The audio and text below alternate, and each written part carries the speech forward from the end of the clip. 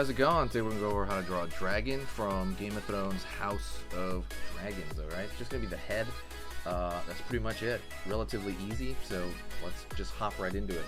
I'm going to go right here, and I'm going to start at the nose area. Stay all the way to the very end, by the way. It's only going to be a really short video. So, big thing with the dragons, a lot of them, the smallest point on their faces, usually it's kind of at the front, and it starts to get wider and wider as it goes out. So that's something to keep in mind. So right now, I'm going to go over here, and I'm putting just kind of like a little, I don't know what that is, lesser than sign for the edge of the nose, right? The nostril has a little bit of a cap on it. Pulling down now for the front of the mouth. Pulling across over here for the lip area. Up over here. Down, back.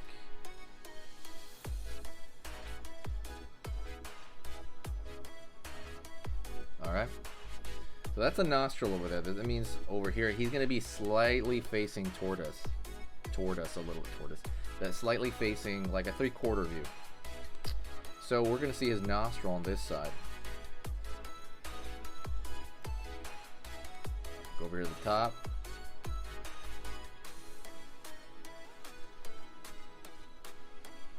Curve back. Okay. We're going to give him sharp teeth in the mouth there because he is kind of, we're going to have him a little bit snarling a bit. So we're just going to draw sharp teeth. As far as proportion goes, they don't have like gigantic teeth, but it's very typical. If you were to look at something like a T-Rex, proportional to his mouth, that thing has gigantic teeth, I think.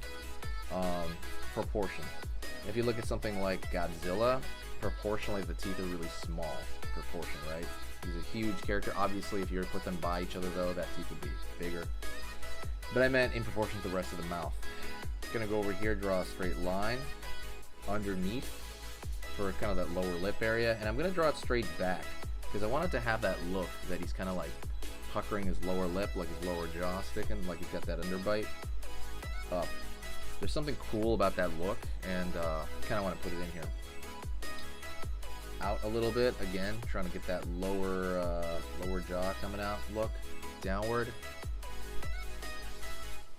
Alright, curve underneath. And what I'm going to do is I'm actually going to find maybe like a little design, a little stray, like, I don't know, skin flap or something spike on the bottom there. Going to continue to pull back over here. Alright, good. So looking at it the way we're looking at it now, actually we got to put the teeth on the inside of the mouth right here. Same thing, they're not quite gonna overlap, they're gonna kind of overlap, but not really. See, they're gonna not really touch each other. Right on. We got the eye in this area. Remember, the eye is always going to have the brow over it. Pretty much on every single thing ever that has it. These are fictional animals, but they're still based on real lizards, combination of lizards, dinosaurs, reptiles. You can tell from the designer, right, the dragon, that they did something like that. And they're going to have a brow, that area that hangs over the eye to protect the eye from rain, from wind, from dust, stuff falling into it. Pretty much everything has evolved that, and that's why they throw it in here. Gonna go over here, and so that brow on this dragon though, it's gonna be pretty thick, right? Pretty meaty right there, but it's also gonna have a spike on it. And that's kind of the way they designed that, and it just looks cool. We'll go over here, continue for the rest of the head here. I'm gonna draw the eye in that kind of eye socket area, right? It's almost like a dish, like a concave, concave dish, right? It's like it's underneath there, and you have the eye. So curve over here, up, line underneath. By the way, if you like this kind of stuff, if you like learning how to draw, hit the subscribe button right now and click the bell notification. I post videos like 3 times a day, but the cool part is when you subscribe and hit the bell notification, it's gonna let you know what I'm posting by putting it on the feed, like the thumbnail. So you can decide whether you want to draw something that day, whether it be Sonic, dragons, dinosaurs. It's up to you. So that's a cool part about subscribing. So hit that subscribe, helps the algorithm out over here on our side. But yeah. Now we're going to go over here to the far end. So if this is sticking out this way, you're going to see it on the far end. I'm going to go over here, draw out, down. And so it's essentially they've kind of merged the horn with, you know, they stuck it to the brow, essentially. Gonna go over here. And I'm kind of drawing in, he's gonna have kind of this, how do you say, he's gonna have a long neck, but at the same time, it's gonna be kind of a spiky texture on the outside of that neck. Right? Some of it's smooth, some of it's spiky. Go over here. Put a spike at the end of the zygomatic arch, or I think for lizards it's called something else. And they have this frill, and I've seen this on almost every dragon and every property. They have a frill that sticks out, kind of like beyond the, sometimes it's attached to the cheekbone, sometimes it's not. And that frill, which is like an extra, I don't know, bit of coolness here in the back that connects to the jaw, this guy is going to have full of spikes, that frill. So I'm not really going to draw it entirely in one chunk. It's going to be a, you know, an angular thing, but I'm going to throw these spikes to kind of close that off. And you can draw as many spikes as you want, by the way. Line underneath the eye there, and give the eye slit pupils. In reality, if dragons did exist in real life, they would never have slit pupils. Slit pupils are for smaller animals like snakes, cats, small cats. Big animals almost never have slit pupils. Slit pupils are kind of to I believe to increase your range of vision up and down, especially up. And so like big animals don't need to look up. And that's just kind of something that they small animals evolve, but they look cool. That's why you see them on raptors, you see them a lot of different stuff. Line over here for the snarling, right?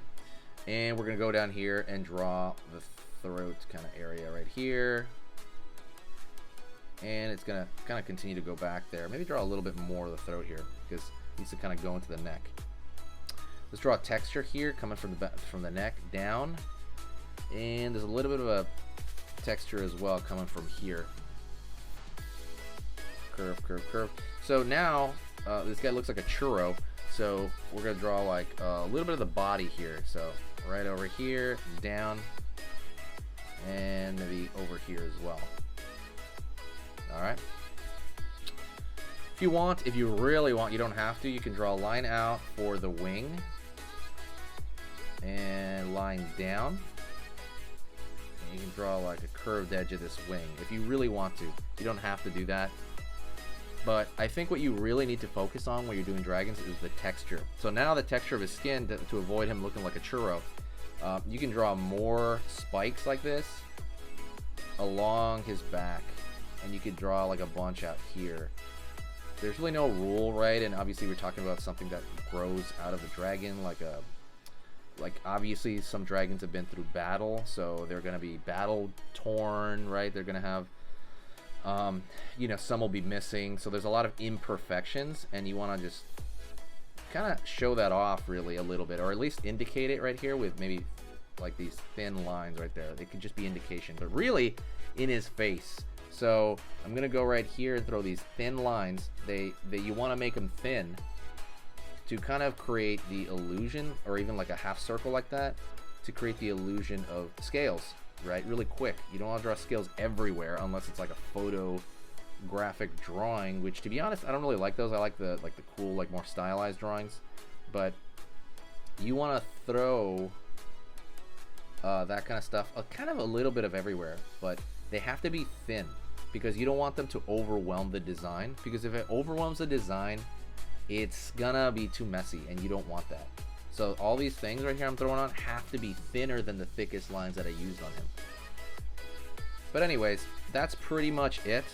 If you like this, hit the like button. Also, if you want to learn how to draw anything and everything, go to sketchingeasy.com.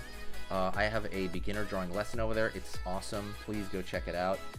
You will not regret it. It basically goes over two things, kind of how to move your hand, I mean, really, and kind of how to start thinking of things in the structural form, and you'll be able to draw anything once you do that. But realistically, for example, if you have shaky hands, get over there right now, because that's the biggest problem that you can take care of like in a week or something, that some people spend their whole lives dealing with. But that's Dragon. Thank you so much. I'll see you next time, and yeah, hit that like. Talk to you later.